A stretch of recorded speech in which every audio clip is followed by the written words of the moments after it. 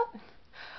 Okay guys, so sorry about that. Yes, I know my video stopped mid-sentence. It was an accident. It turns out that my memory was full on my camera and I had to go and empty it out all over again. So yes, technical difficulties, my bad. It's all my mistake. I'm sorry.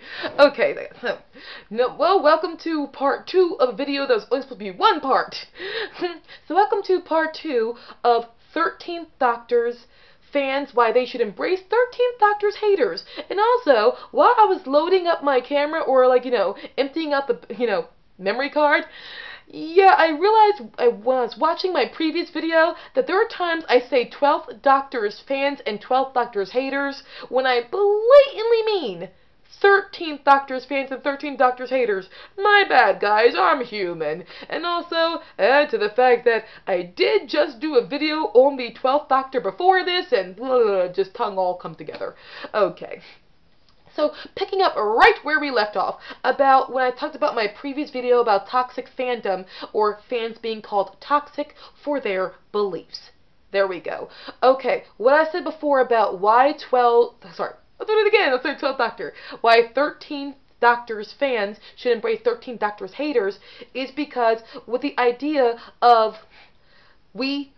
those who were not crazy about the 13th Doctor should immediately just adhere to this narrative thought of you should embrace the 13th Doctor, she's amazing, end of story, you cannot doubt her. Like I said with my video of toxic fandom before, is the minute you begin to try to say that people should adhere to your way of thinking, or you are suppressing their ability to or right to disagree with you, you are slowly but surely eliminating freedom of speech. And that's how every reign of terror in history has always begun. End of story. Very, very true. You know I speak the truth there. Okay.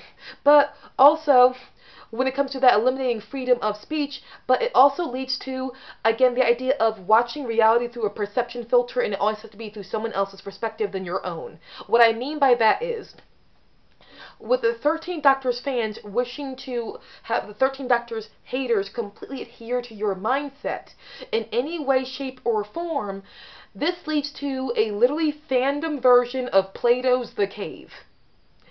If you have never read Plato's The Cave, I'm not going to give you the history of it. Just go and read Plato's The Cave. It's a very short thing. It's very quick. It's very good at reflecting on reality.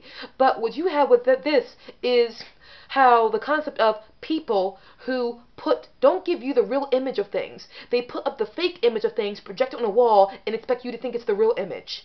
Until you eventually realize the real image is far away from the people who were conjuring these fake images and telling you it was reality.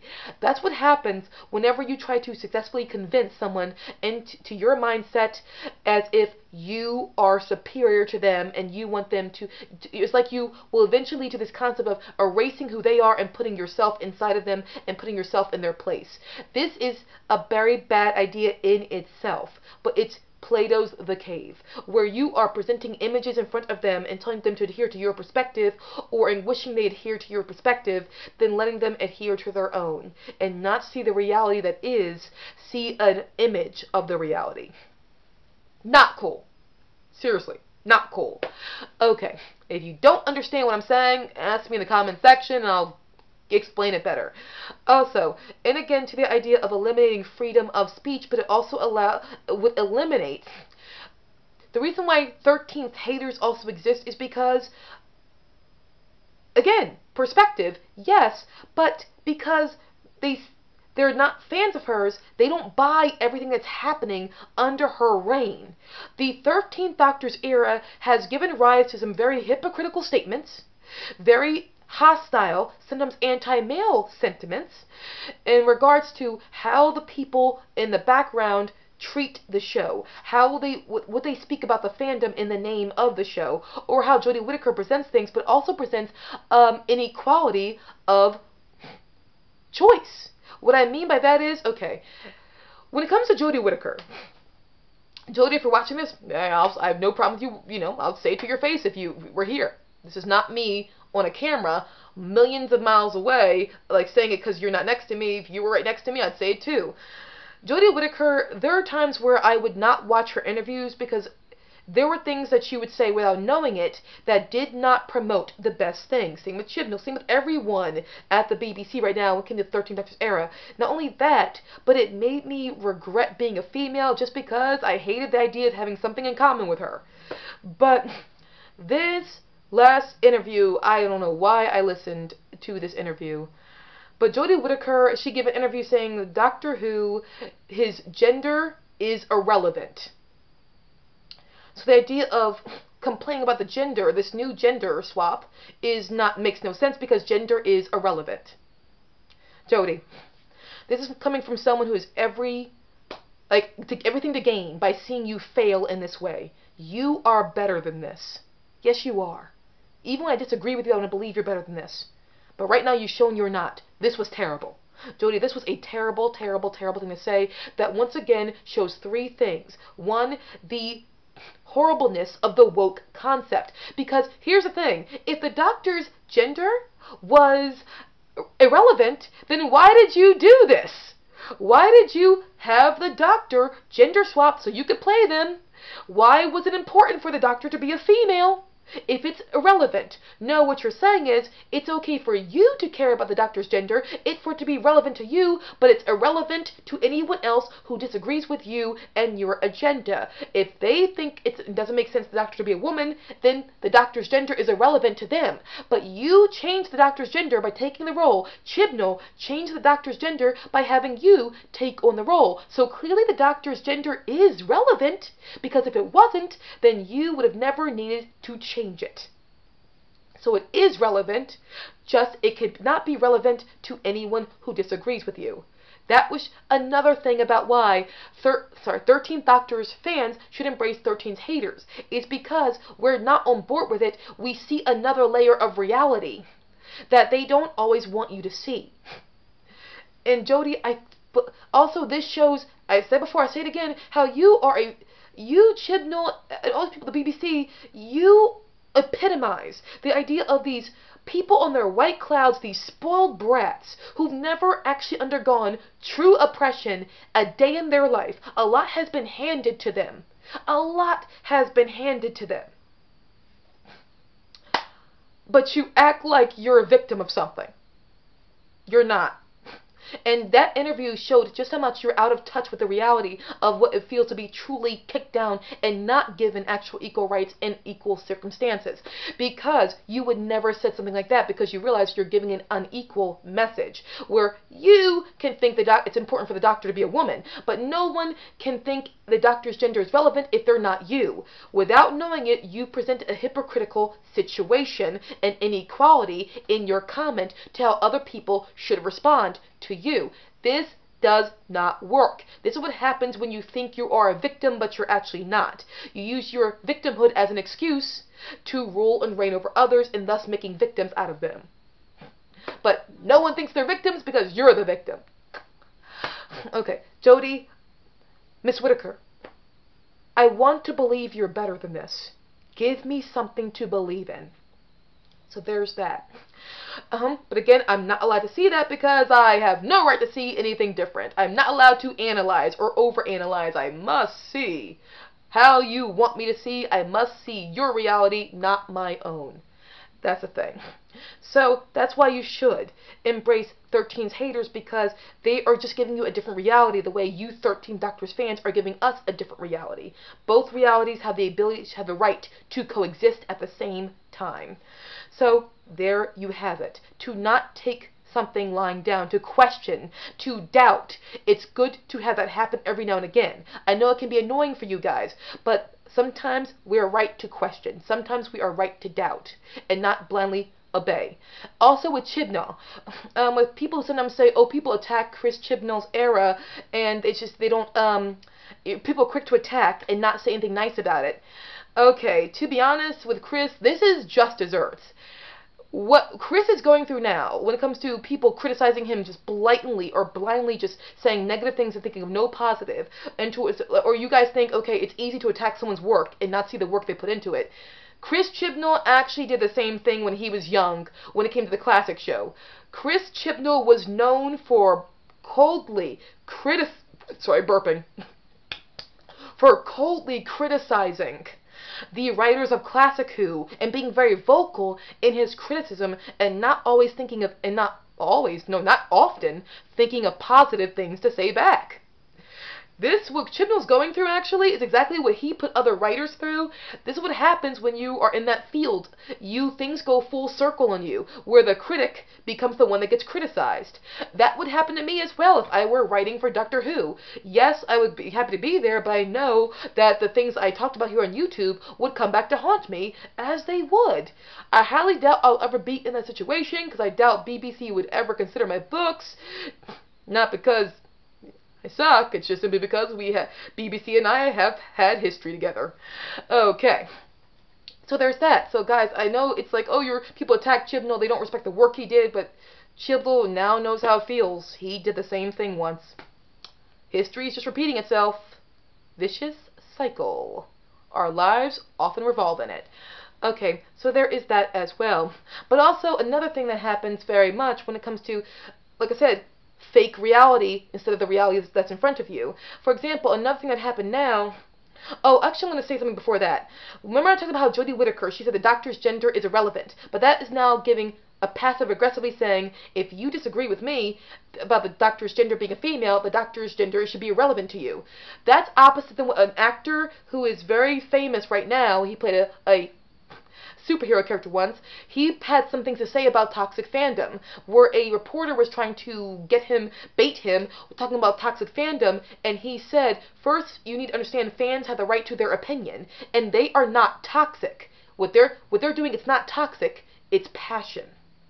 So you have this one guy talking about the freedom of speech. Then Jody Whittaker, it's like passive-aggressively, with your interview, what you're therefore saying is, no, it should not be relevant to you, but it's right to be relevant to me.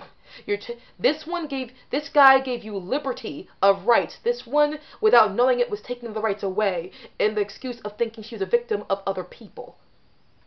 This guy said, you're not a victim, it's just that that's what fandom is. Fandom is passionate. They have the right to think and care about what they want to care about, and they're entitled to their opinions. Jody did not mention that when she was speaking. And without knowing, it was passive-aggressively saying, no, their opinions, you should not have those. This was a woman who did this one. Jody, this is why I have a problem with you. You don't always see how in your thought to fight for yourself, you can't realize what you're doing sometimes is contradictory or hypocritical, and it's not good for our cause at all. And therefore, people are like, oh, she's a doctor, she's won. I'm like, Jody, you've won nothing if you're going to keep on behaving like this and thinking this is good. You've won nothing. There's no throne here. There's no throne. Alright, again, but if, Jody, if I'm going to give you some nice words later on, just to encourage you and keep going, because even though I don't care for your doctor, you know what, Jody and Chris and all you guys, if you want to be the doctor, stay the doctor. That's your thing. Don't let anybody make you feel bad about it. But don't make other people feel bad for not liking your asses either.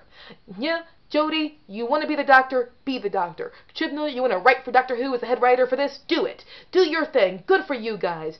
I'm just not going to support you guys that much. I'm not crazy about you guys. But that's my right as well. You have the right to fight for what you guys want, which is that. I have the right to disagree with you. I'm just not crazy about you guys. That's the way it is. And I have the right to exist. My reality has the right to exist along yours. There we are. But here comes the third thing, the main problem. Remember I said, okay, a couple people, I talked about this in the comment section. I discovered something.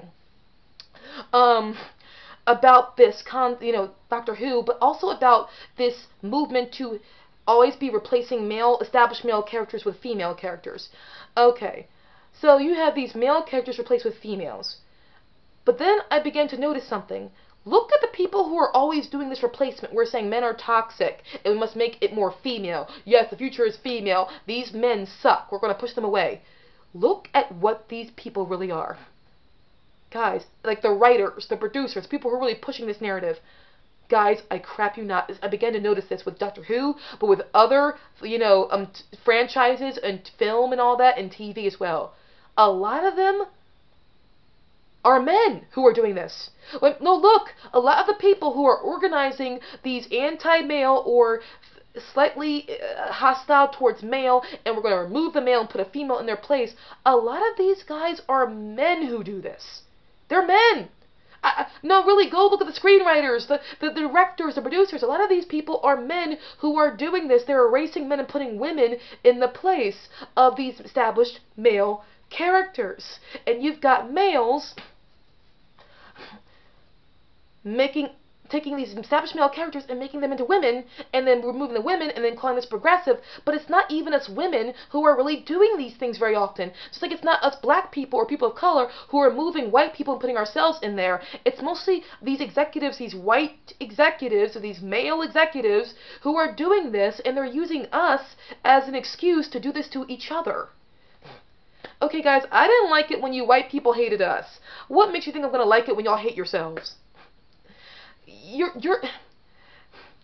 using us for it. And if you're thinking, oh, well, no, it's women and people of color, we're pushing this, go here on YouTube. There are many black people here on YouTube who are constantly saying, stop taking white characters and making them black. Create new characters for us. This is cheap. There are many women, and there was actually a woman who actually, thank God, I'm not alone. There's one female YouTuber here who said as well, she said, taking male characters and making them female is not progressivism. It's just not. Thank you. Finally, I don't feel alone. And she, in that same video, I don't know, I'm not going to name the person in the video because I don't want to put her name in here in case she doesn't like me.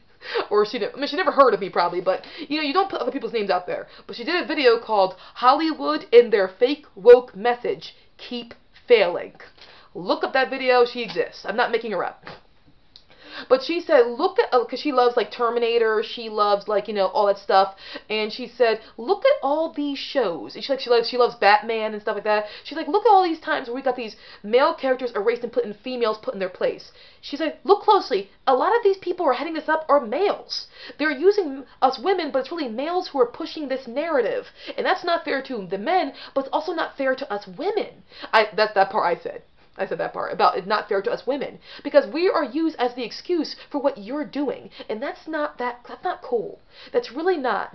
But we're not allowed to see these things. And guys, okay, when it comes to another reason why you 13th Doctor fans should embrace us 13th Doctor haters or 13th Doctor haters is because also the hypocrisy of your own selves. This is something I've seen. Remember talking about how men were the ones who were pushing these, you know, changing men into women thing? A lot of the main YouTubers here on YouTube who were very much like, you should love the 13th Doctor are usually Caucasian males, or they usually are males. But here's the problem with these guys. And this, guys, if you're watching my video, I hope you guys do watch my video. I'm okay with, you know, alienating myself from you, but I hope you do watch my video. Guys, this shows a hypocrisy on your part because there's not one white male YouTuber here who praised the 13th Doctor who did not discredit or did not give credit or hated a female companion for a very stupid reason. There were companions who were brave all the time, but what? There's one YouTuber, he hated her because she's too perfect.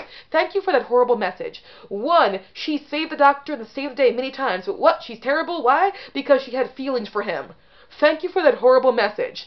Oh, this character's awful because she's loud. Thank you for that horrible message. Too many times, or the classic female companions, they don't even talk about them. They act like they don't even matter. Thank you for that horrible message. There are too many times where, guys, you discredited or did not approve of a female character for a bad reason. Now, there's a couple of companions, two companions, one from Classic Who, one from New Who, I'm not crazy about. But also, when it comes to New Who, I hated the Doctor with her. I thought they were two terrible people. So it wasn't just her being a female. I hated the male who was next to her as well. I thought they were just two terribly horrible people, very selfish, and were plot devices for causing problems and causing other people's deaths. I hated them. God, I hated them so much. But I liked almost every single female in Doctor Who, the companions. I respected them.